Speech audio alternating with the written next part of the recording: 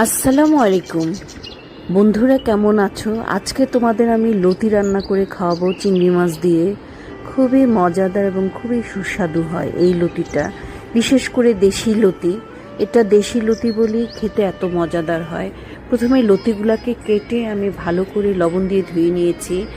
এখন আমি একটা ভাপ দেওয়ার সময় আমি 1 চা চামচ লবণ দিয়ে দিব লতিতে। একটা বলক হলেই আমি লতিটাকে নামিয়ে ফেলবো একটা স্ট্রেনারে, ছেঁকে নিব।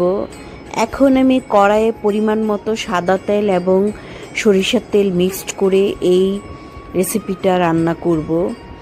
আমি প্রথমে রসুনটাকে একটু লাল লাল হলেই আমি পেঁয়াজটা দিয়ে দিব। পেঁয়াজটাকেও কিছুক্ষণ আমি ভেজে নিব। পেঁয়াজটা একটু হালকা ভাজা হলে আমি 250 গ্রাম চিংড়ি মাছ দিয়ে দিব। চিংড়ি মাছটাকেও একটু তেলের মধ্যে কষিয়ে নিব।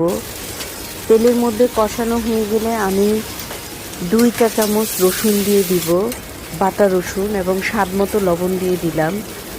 সাথে আমি হলুদ দিয়ে দিব 1.5 চা চামচ, ধনে দিয়ে দিব 1.5 চা চামচ, এবং জিরার গুঁড়ো দিয়ে দিব 1/2 চা চামচ।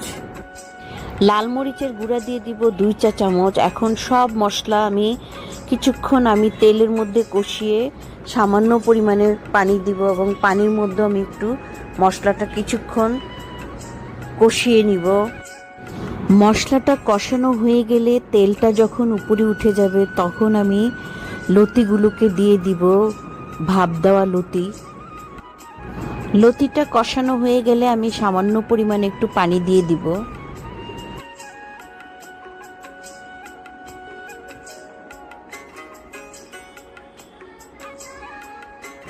কিছুক্ষণ লতিটাকে কভার করে আমি রান্না করব। যেহেতু লতিটা অলরেডি ভাপে দেওয়া, এজন্য বেশিক্ষণ রান্না করতে হবে না। মোটামুটি আমার রান্নাটা হয়ে গিয়েছে। এখন আমি ধনেপাতা এবং কাঁচামরিচ দিয়ে আমি লতিটাকে নামিয়ে ফেলবো। বন্ধুরা, এই লতি রান্নার রেসিপির কোনো অংশ যদি তোমাদের ভালো লেগে থাকে, প্লিজ আমাকে একটা সাবস্ক্রাইব করো এবং আমার পাশে থাকো, আমাকে সাপোর্ট করো। প্লিজ যারা এখনও লাইক দিতে ভুলে গিয়েছে, লাইকটা দিয়ে দেন।